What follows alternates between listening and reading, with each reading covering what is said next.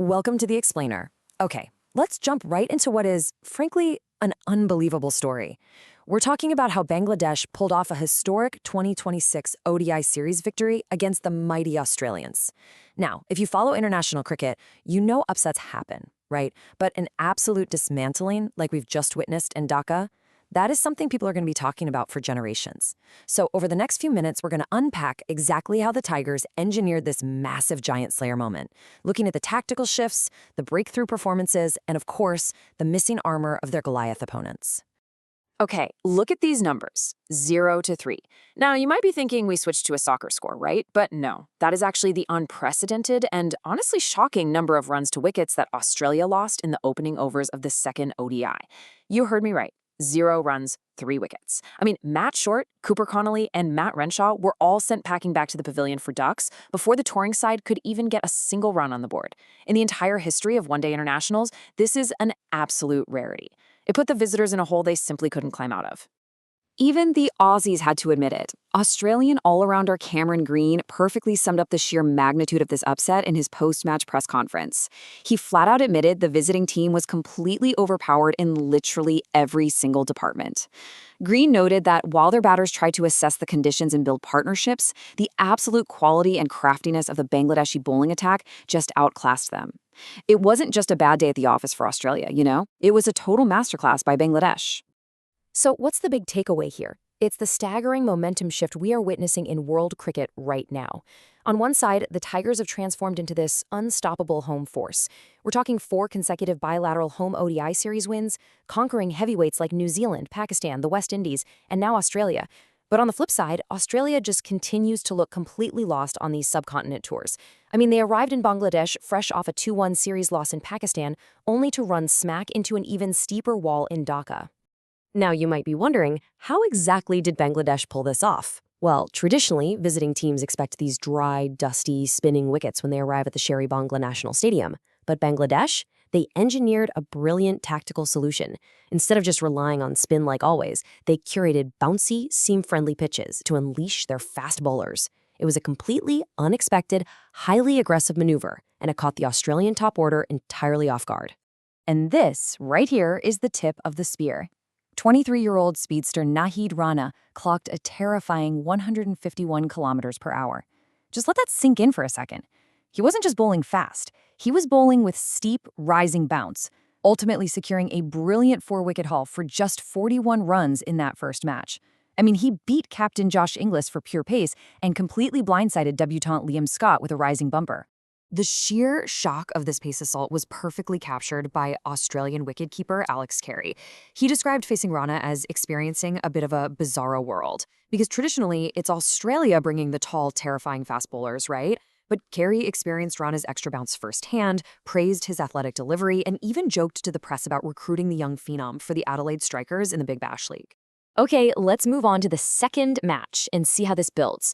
If Rana was the hammer in Game 1, Mustafiza Rahman was absolutely the scalpel in Game 2. Rahman stepped up with his deadly swing to win player of the match, finishing with spectacular figures. We're talking 3 wickets for just 27 runs across his 7 overs. He trapped Marnus Labuschagne with a beautiful in-swinger and just ruthlessly tore through the top order. It really proved that this Bangladeshi pace attack isn't a one-trick pony. It's multi-dimensional. But to tell the full objective Giant Slayer story here, we do have to look at Goliath's missing armor. Now, this takes absolutely zero credit away from Bangladesh's brilliant execution, but it's vital context to understand exactly who was not on the plane to Dhaka. Because Australia was missing some massive firepower. Their big 3 fast bowlers, Pat Cummins, Mitchell Starc, and Josh Hazlewood, were all rested ahead of a grueling upcoming test schedule. Meanwhile, explosive opener Travis Head was on personal leave, and regular white ball captain Mitchell Marsh was nursing an ankle injury. That left a massive glaring void in both leadership and match-winning capability. And without those seasoned pros to lean on, the remaining squad kind of buckled under the immense pressure. Key veterans really struggled. Marnus Labuschagne marked his 70th consecutive international innings without a century. Meanwhile, Matt Short suffered 3 consecutive golden ducks dating back to the Pakistan series. And out in the field, the team looked uncharacteristically rattled. They dropped 4 regulation catches in the first game alone. It was honestly a perfect storm of missing stars and out-of-form replacements. But honestly, for the local fans in Dhaka and Chattogram, That context of who was missing didn't matter one bit. And you can't blame them. This monumental upset was completely worth the wait. It marked Australia's first ODI tour in Bangladesh in 15 long years. Entire generations of young cricket fans in Bangladesh have literally grown up without ever seeing the Aussies play a one-day match on their home soil. So that makes these back-to-back victories all the sweeter. If you're actually planning to head out there and witness this history in person, the BCB ticketing portal made it incredibly accessible. Digital tickets started at just 200 Bangladeshi taka, which is roughly 150 Indian rupees for the Eastern Gallery, scaling up to about 2,500 taka for the grandstand. It's a ticketing structure clearly designed to pack the stadium and create that deafening, intimidating atmosphere that the Tigers just absolutely thrive in. Just a quick heads up, if you are heading to the stadiums for the remainder of the tour, there are some practical tips you'll want to keep in mind. First off, make sure you save your digital QR code to your phone before you get there. Second, arrive at least 90 minutes before the toss, because those gate queues build up incredibly fast. And third, prepare for the sweltering heat of Mirpur. Bring a cap, load up on sunscreen, and definitely stay hydrated in that intense humidity. So, this all brings us to the third and final match of the ODI series. Bangladesh has obviously already clinched the series 2-0, making this third ODI what is known in sports as a dead rubber. The trophy is already decided. But don't let that fool you for a second. In professional sports, there is always pride, individual form, and crucial momentum on the line.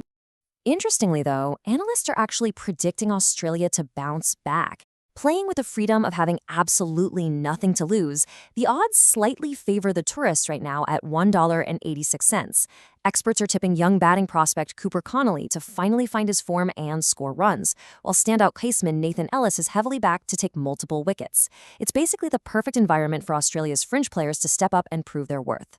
But honestly, looking beyond just the specific white ball series, Bangladesh's lethal fast bowling performance serves as a massive warning shot across the bow for world cricket. They have proven they no longer have to rely just on spin, right? They've got the raw pace to compete anywhere. And this has huge implications for August's upcoming two-match test series in Australia's top end. Which really leaves us with this massive question to take away from this explainer. If the Tigers can dismantle the Aussies with 150 km/h raw pace right now in Dhaka, just how dangerous will Nahid Rana and Mustafizur Rahman be when they meet again on the famously bouncy surfaces of Darwin and Mackay? It promises some absolutely incredible cricket ahead. Thanks for hanging out with me for this explainer, and definitely keep your eyes on this rising Bangladeshi squad.